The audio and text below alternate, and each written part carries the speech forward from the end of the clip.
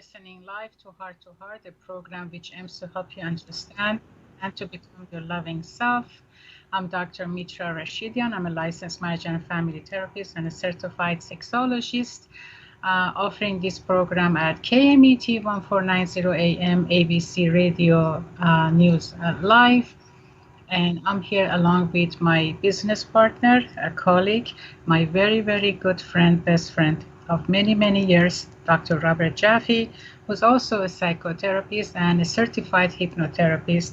And here we are offering you programs about codependency, trauma, relationships, human sexuality, sexual healthcare, as well as many other issues that we experience here in our psychotherapy practices.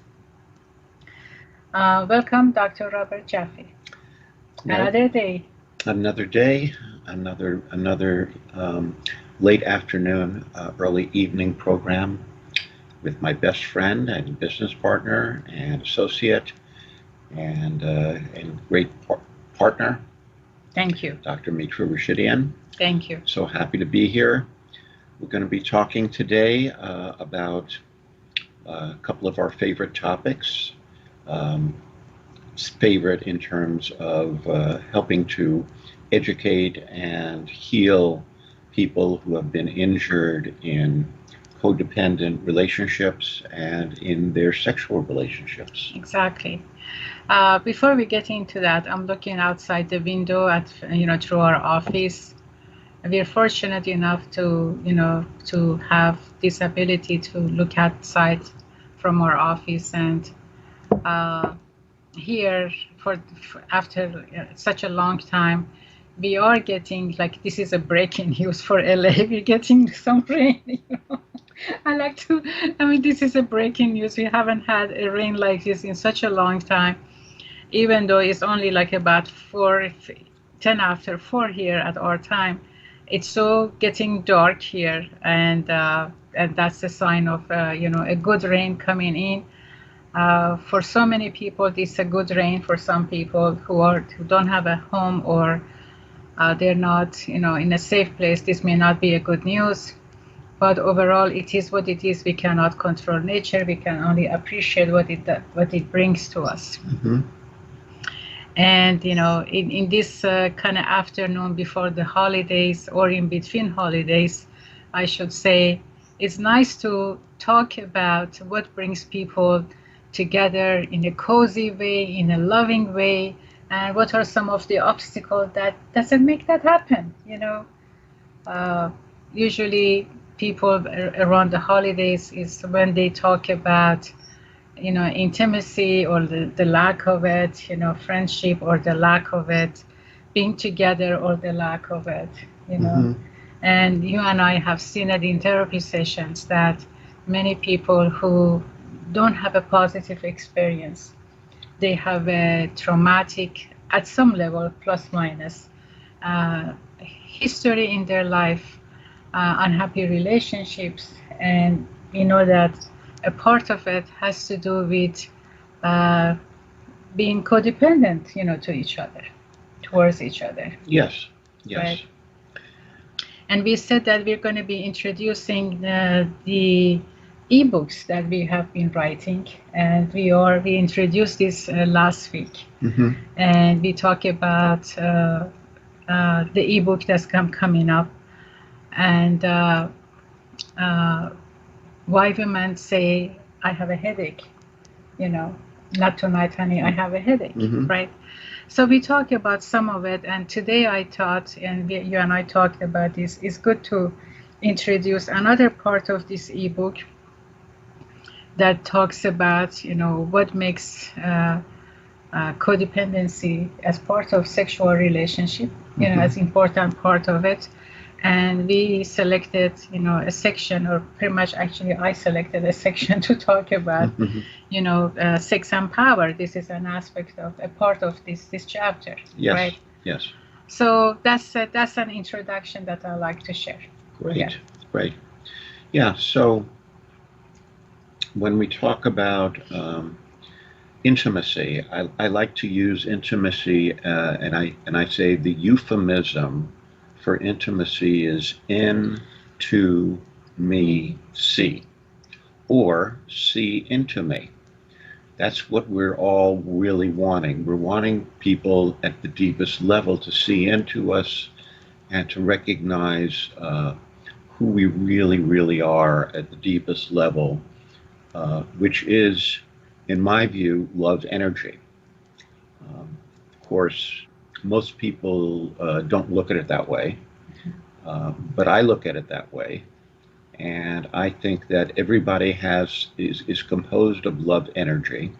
Love means that we're all in the same boat as far as our ability to recognize the strengths, recognize the possibilities, recognize the great achievements that we're all capable of through the use of our energy, which is our imagination. And we have the power to use our imagination to do any number of wonderful things. I was just talking earlier with someone, a client actually, about how it's been 53 years since we landed a man on the moon. Yes. It was 1969, and I remember it well. And he stepped onto the surface of the moon, and he said, "One small step for man, one giant leap for mankind." And that's what we're capable of doing, and that's just the bare minimum of what we're capable of doing in terms of reaching out and touching the stars, and all of that is done through the use of our imagination. We can imagine great things, and we can also use our imagination for evil. We can imagine horrible things, as in what happened in World War II in the death camps in Germany. And throughout history, the pogroms and and the religious wars and all of the many evils that man has perpetrated. But I believe all of that really is in the service of wanting to be connected with other people and wanting to feel good about ourselves. And it gets obfuscated when our desire for ourselves overrides our desire for others. And so our God self, as I see it, the part of us that is capable of doing great good and great love, it gets obfuscated by the part of us that is only wanting things for ourselves and not others. And so when we talk about sex and power, we all have sexual energy. We are all sexual beings, and we all have power that we use through our sexuality. And that power can, again, be used for good or for evil. Mm-hmm. And so that's what we're going to be talking about today. And then you mentioned codependency. And codependency has to do with losing touch with our authentic true selves and feeling as though we are defined by how others view us. Right.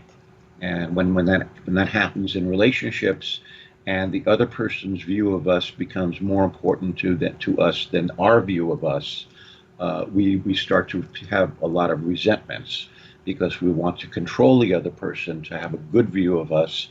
And when we can't achieve that, then we start feeling resentful. Exactly. And then, that I think is important for our guests today, for our listeners who are our guests, you are our guests, to understand a relationship between, if there is a relationship between codependency, our sexuality, and the power that we feel about our sexuality. Mm-hmm. And how do we bring these together? Like you said, the power in sexuality can show itself in a compassionate way, Mm-hmm. or it can be in a aggressive way. Right. Right. And both of them has to do with, I believe, how we look at ourselves as who we are in the relationship.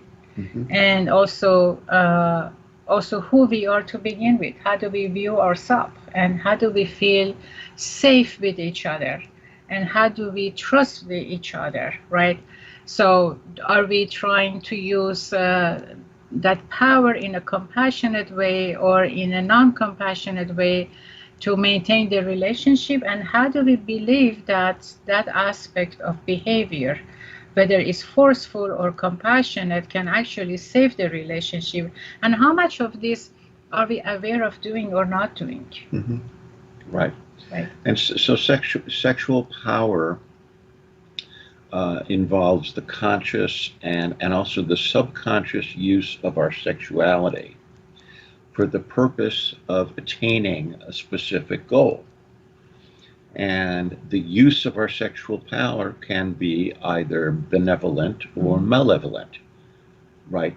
And it's benevolent when we use it in order to achieve the goal of helping ourselves and the other person to be their best self, and to enjoy themselves in a sexual way. And it's malevolent when it's only involving us, Right. and we don't care about the other person's experience. So then the second one, it cannot be codependency, can it be? When the focus is only on ourselves and what works for us, that's not a sign of codependency per se. Well, when the focus is on us, uh, what we usually do is we try and force the other person to have a good view of us, Right. right? And then we judge ourselves based on how successful we are in having them have a good view of us. So if I want you to have a good view of me and you don't have a good view of me, then I get angry, and I'm really angry with myself, but I feel angry at you because you're not cooperating in my desire to have you have a good view of me. Right. So I get angry at my partner when I cannot control him or her. Right. So it is as though you can control the other person. And codependency is based on the idea that we can control the other person, how they view us. Right. And in your opinion, how do we see this in couples therapy? Right. So people come into couples therapy often arguing, and what I have learned is that what people generally argue about, the things that people mostly argue about, are on the conscious level, are sex and money. Those are the two big issues that people often argue about. And really, sex and money are just expressions of power, right? Money is power, and sex is power. So when people are arguing about that, they're really not talking about what the real issue is, which is, do I feel powerful or do I feel powerless? Powerless. Yes. And I think we can talk more about that as soon as we come back from our commercial break. It's Absolutely. coming up in a moment. Please call us 951-922-3532 anytime before the hour is up, and we would love to talk.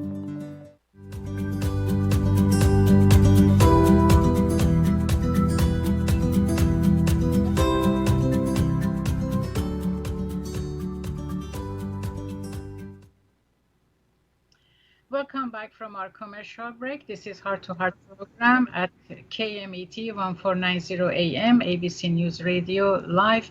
Dr. Mitra and Dr. Robert here. If you're just joining us now, but thank you and welcome. We are talking about codependency, sex, and power, and how these two can come together and show themselves into our, couples relationship, intimate relationships with Dr. Robert Jaffe.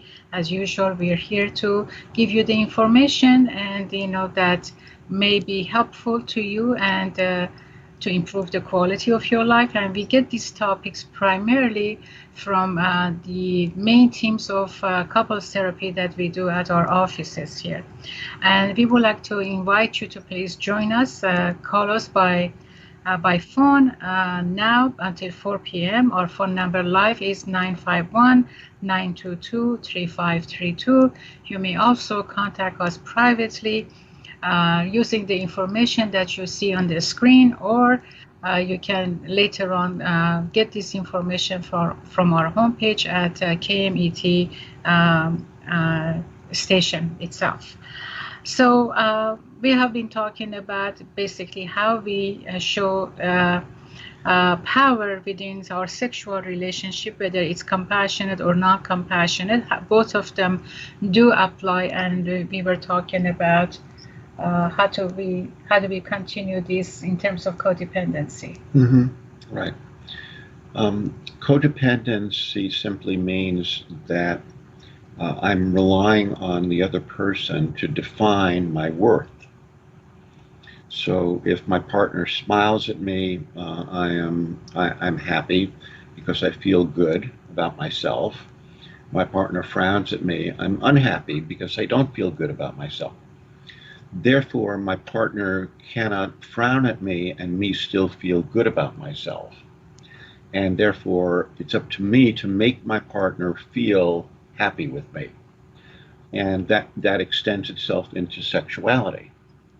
So what happens is I'm so invested in pleasing my partner when I'm codependent and when I'm in that codependent state, I'm so invested in pleasing my partner that unless my partner gets pleased, I feel like I've failed. And so therefore I get upset. Oftentimes I take that upset and I blame my partner for the fact that I didn't please them. Mm-hmm. And my partner then feels also the same way if my partner is also codependent, my partner feels like it's up to her to please me. And then if I'm not pleased, then she has failed. And then she gets upset with herself and projects that onto me. Right. So we end up feeling unhappy with each other, and eventually sex can become a chore. Yes, right. And that's one of the, to at least, one of the side effects of this, the triangle of codependency, sex, and power, mm-hmm. right? I think maybe if we come up with more examples of real examples of how these things happens, mm-hmm. That makes it more clear to our listeners that how the issue of sex and power come together, and how we each partner actually contributes to this. Mm-hmm. Whether the partner who agrees with the aggressiveness or the partner who disagrees with the aggressiveness, in each it takes two to tango, basically. That's what I'm talking about. Right. And some partners, there are partners that they agree with any kind of a sexual behavior that comes to them, that is shared with them, whether they like it or not. And like you said, for the sake of keeping the relationship, they don't say anything. Because they think that by agreement with their aggressive partner, they are showing more love. They're showing that that person is important to them, and absolutely it is, right? However, what they don't know, the negative message that they're conveying here is that I don't matter in this relationship. Mm-hmm. Mm-hmm. Right? And the person who's aggressive in the sexual relationship, and by any aggressive sexual behavior that they present and it is acceptable by the other partner, they feel like they have the right to be that way, and their method of aggressiveness is the right way of performing and showing their love, actually. So both of them, they may be operating from the perspective of showing love to each other, but what they don't recognize is that aggressiveness is not actually the message of love, and accepting the aggressiveness is also not a message of love that we give to each other. So while this is all done subconsciously, after a while it becomes so unbearable that conflicts start to happen, and like you said, sex becomes a chore, to say the least. When you say aggressive, what do you mean? uh like the methods. Okay, some of the mild aggressiveness or covert aggressiveness is when one partner talks about or behaves in a certain sexual way that is only primarily meaningful to them, or feel good to them, and the other partner doesn't like it, but they comply with it. Right? So that can be one form of aggressiveness, that they don't communicate with each other whether both partners are happy with the relationship, the type of sexual relationship that they have. Are they able to please each other? Are they responding to each other likes and dislikes? Right? So it's not just what one person wants and the other person comply with it. Right. Right. Right. So, for example, a man, let's say a couple, they're living together. The man may come up to the woman behind her and start kissing her neck, or he may come up behind her and put his hands on her breasts. And the woman she'll like shrug him off, right? But he's not maybe getting the message that she doesn't like it. He thinks that she's playing hard to get, right? So there you go. That's miscommunication right there. So and then nothing is said. So then he keeps doing it, and he keeps getting that same response, and finally, if there is a communication, he may say, you're always so rejecting, right? And he's referring to that particular experience, but he doesn't say that particular experience. And then she says, well, you're always so handsy with me. You never talk to me first. And, right. And so that's an example of miscommunication, not necessarily codependency, but certainly miscommunication that leads to annoyance and sometimes anger. You're absolutely accurate. However, I do see a level of codependency there. Okay. When a female like that complies with what is unhappy, what feels unhappy to her, right, and doesn't say anything at the time, or once after one or two repeat of the episode that she feels unhappy, she doesn't go forward and say, hey partner, when you approach me this way, I feel uncomfortable, and either don't do it, or let's talk about a method that's appealing to me and pleasant to me as well, and only complies and then complains that you don't talk to me and you just do that, and doesn't continue with her perspective of what works for her. That is a level of codependency.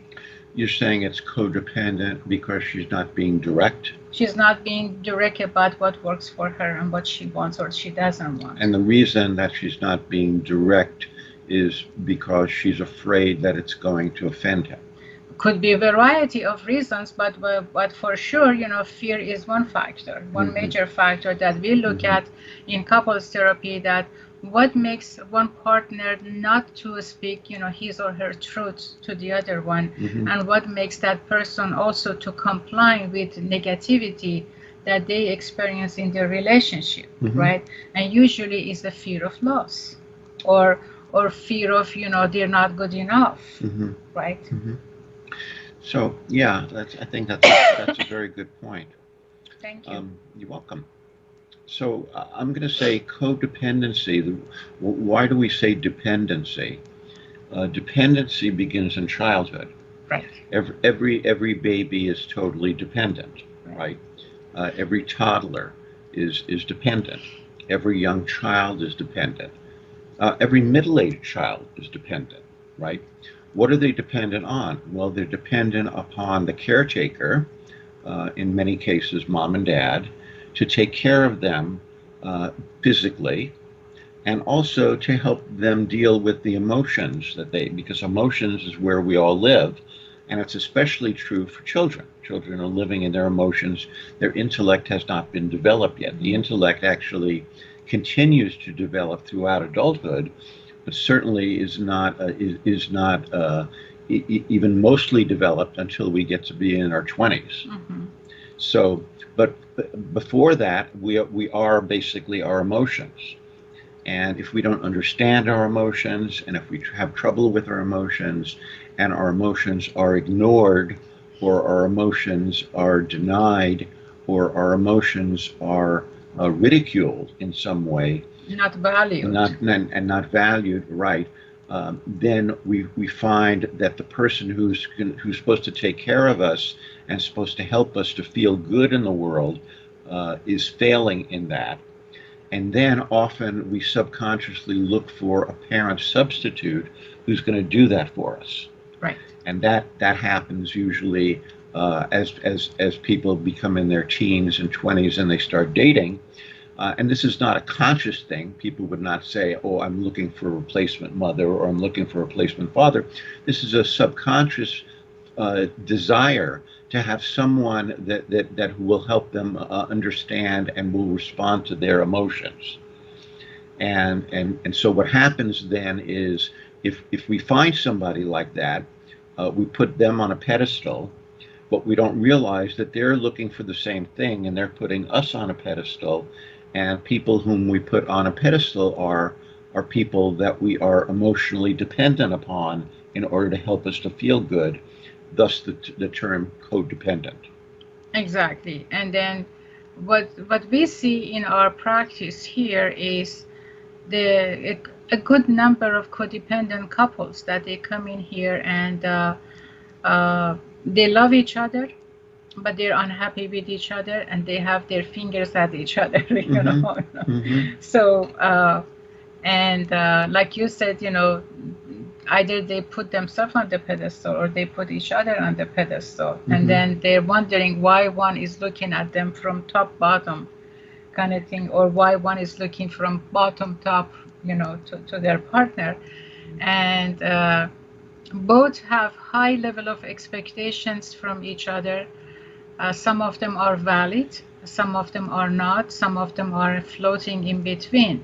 But ultimately, we know that when there are set of expectations that they are not met, usually, you know, we need to find the root of those expectations within each person with expectation. Correct. Right? And usually expectations are nothing but recipe for rejection and disaster, because it's the expectation that each person has, and it doesn't mean that the other person is actually responsible and liable to make those expectations happen. Mm-hmm. Mm-hmm. Because those expectations primarily come from a place of unmet needs in the past. And usually we bring that to our current relationships, and we believe now that we are the adult of, you know, our lives, and now we can be demanding for what we want, and the other person who seems to be our partner and claims that he or she loves us, that they have to meet those demands of ours. Mm-hmm. Correct. Right? Correct. And then that's definitely, you know, the misuse of power, and definitely is sitting on the concept of codependency, and they manifest themselves both in an unhappy sexual relationship. Yeah, and I think the big word that you used was expectations. Right. And a lot of what we've been talking about is the way that we have unrealistic expectations of our partners because we of unmet needs that we didn't get from our parents. Right. Right. And so children don't understand what they're feeling, but they have the feelings anyway. And they act out their feelings. And they act out their feelings. And so if those feelings are explained to them, then they begin to associate when they're yawning and stretching with the fact that they're tired. But they don't know that they're tired until they're told, "Oh, that's what that means when I'm yawning and stretching and I've been up for a while. That means that I'm tired." and then they begin to associate being tired with the physical sensations in their bodies, and they begin to understand their feelings. Right. But that is, of course, if the process goes healthy. If the process is healthy, and they're educated to understand their feelings. So people who don't go into adult relationships with that kind of education don't understand their feelings, and usually believe that the other person is causing them to feel whatever they're feeling. Wow, and if I tell you, the number of couples who come in here and they said if she doesn't do that, or if he doesn't do that, or anything else, that she becomes such a huge argument in sessions that I just have to intervene many times, that it's not about the other person, it's about you. Mm-hmm. And this is such a difficult concept to understand and to digest and to accept, as a matter of fact.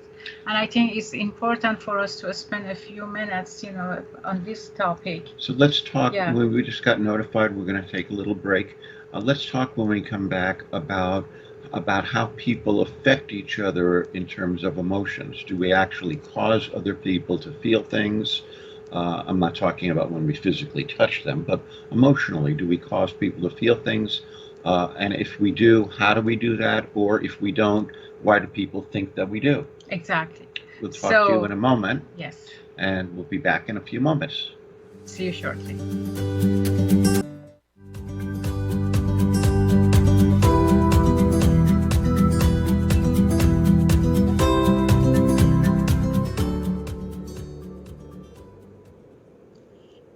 Welcome from our commercial break. Dr. Mitra and Dr. Robert here at Heart to Heart program, KMET 1490 AM, ABC News Radio Love, with Dr. Robert Jaffe. We were talking about what happens that in couples therapy, under the concept of codependency, sex, and power, couples start to blame each other for how the other person makes the other one feels like.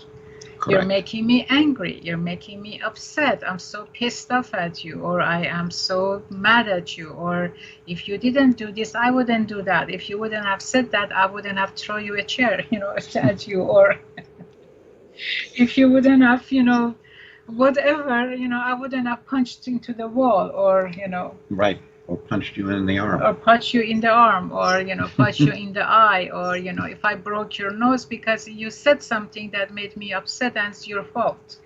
Exactly. So that's a misuse of power, Well, yeah, I mean, yeah. So it's actually,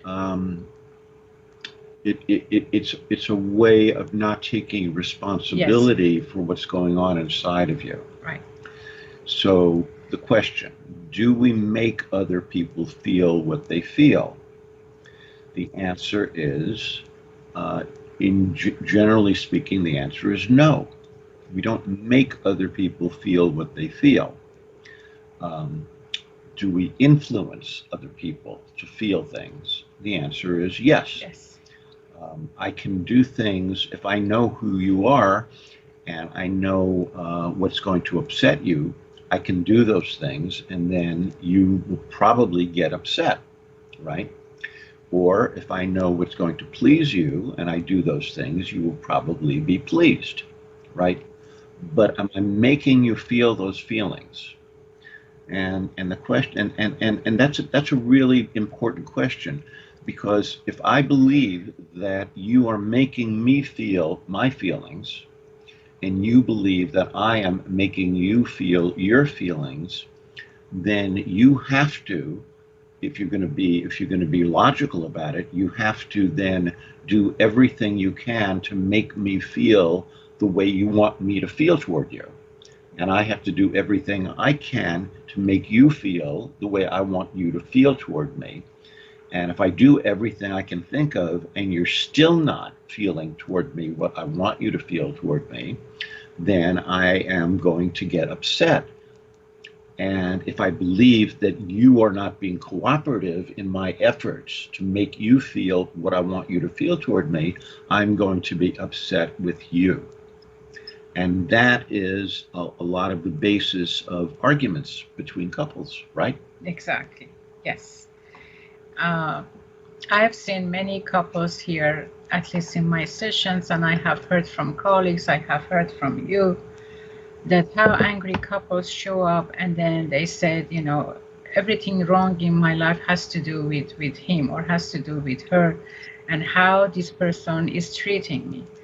I have had, a couple that, I've been seeing for quite some times, and one of the partners still is not able to accept that how his behavior, his approach, his personality, his philosophy, his way of looking at relationship is actually the major part of their conflict in their relationship. And the other day I really I felt I was kind of becoming I don't know how to say this, but something happened inside of me when I was looking to all of this complaint.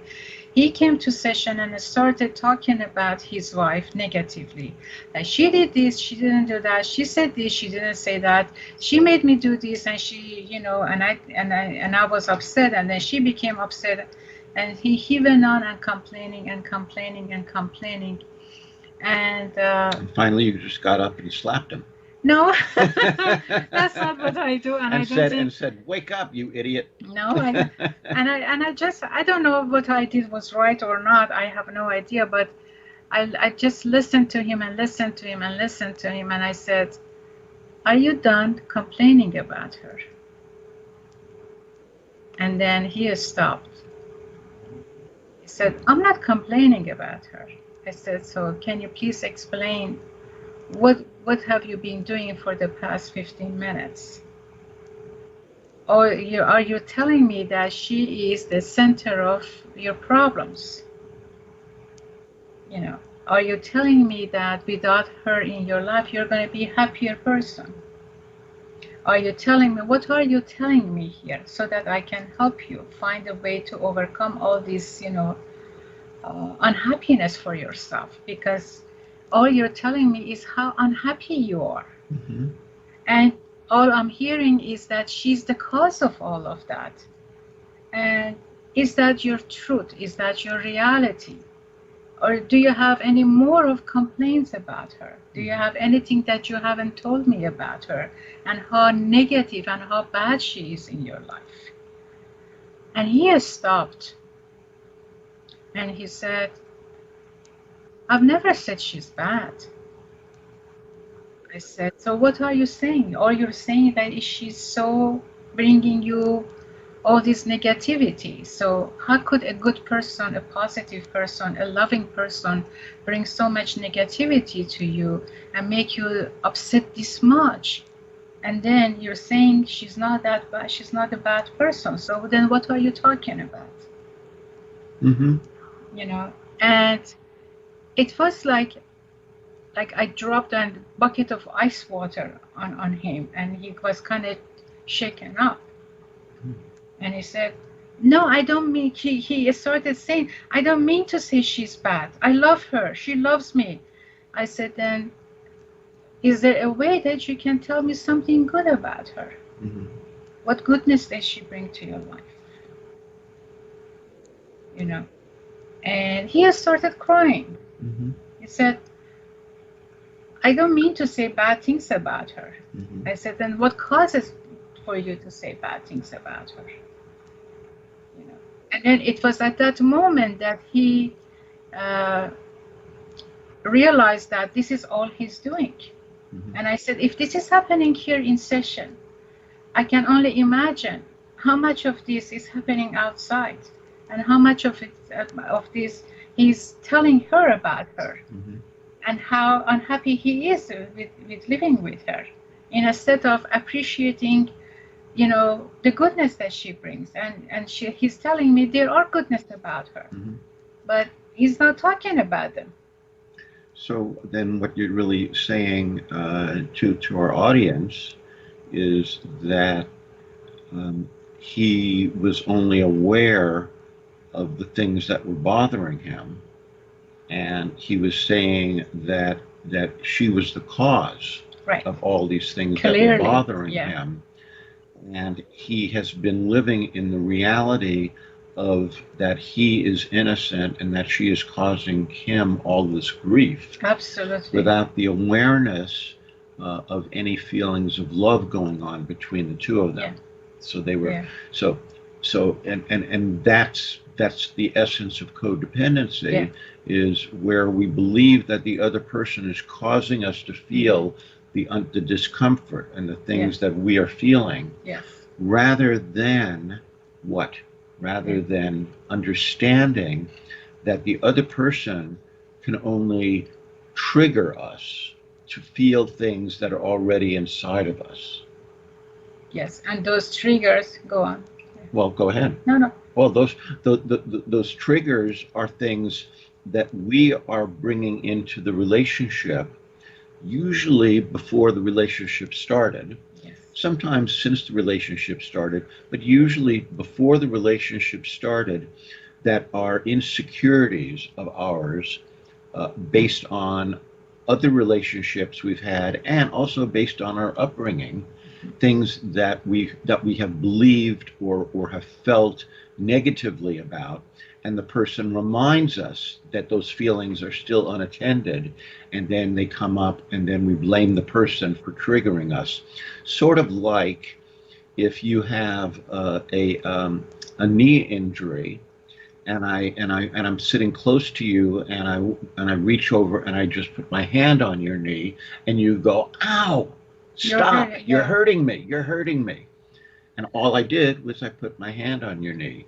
Now, did I touch you? Yes. Did it hurt? Yes. Did I cause it? No. Well, it's questionable, right? I didn't cause the pain, but I triggered the pain that was already there. I think that was a perfect example. Thank you for sharing that. Sure. Really. Sure. And that's exactly, how it is. Yes. See, and then the knee pain, here is a metaphor for each person's, life history. Right. Their trauma experiences, non-traumatic experiences, everything that went on in a person's life. That some of it has still remained as injured as the day it happened. Some of it has healed to an extent, but none of it has been healed fully. Right. And any pressure, any trigger, anything kind of aggravates the old pain. Yeah. Right. And this is something that, if couples can understand and can relate to that, and to take responsibility for the fact that nobody triggers their old wounds, the pain that they have gone through. I mean, nobody's causing that, I'm sorry, but yes, by touching, by certain activities, certain behavior, certain comments, and certain words that we use, we can trigger each other, but we are not the cause of the issue. Right. And then here comes, how do we use our power to dominate the other person that we believe is not working in our favor. Right. So what happens then is each person brings in their own history. Yes. And most people have a mixed history. Yes. There's positive things that have happened. There's negative things that have happened. And if we recognize that there are both that are going on, then and we want to take responsibility to not blame our partners, we try to look for what is going on inside of us, and why what the other person did or said or didn't do or didn't say is affecting us that way, and then talk about that. Right. And that's really what good therapy is about. Good therapy is about trying to help people understand the way that I explain it to couples, and I'll say this briefly because we're going to have to go in a moment. You come into the relationship carrying a suitcase full of your past. Yes. You open the suitcase and you take out a shirt, or you take out a blouse, and you tell them, and you say, "This is an interesting story," and you tell them the story of that shirt or that blouse. And as they know that about you, and as you repeat it, you reinforce exactly who you are and what's exactly and what happened to you, so that the other person can know you better. Yes. And that's really the key, right? That's Knowing really the each key. other. Exactly. And we are going to be talking more about this in the following weeks, because we think that this is such an important topic of understanding, because we see it in therapy every day. And until next week, and thank you for joining us tonight, and we look forward to seeing you next week, as well as receiving your comments and your email and your phone calls. And until next week, don't forget that all you need is love. All you need is love. Bye-bye. Have a Bye-bye. safe day, safe evening, safe night. Have a great weekend and a Yes. great week. Bye-bye.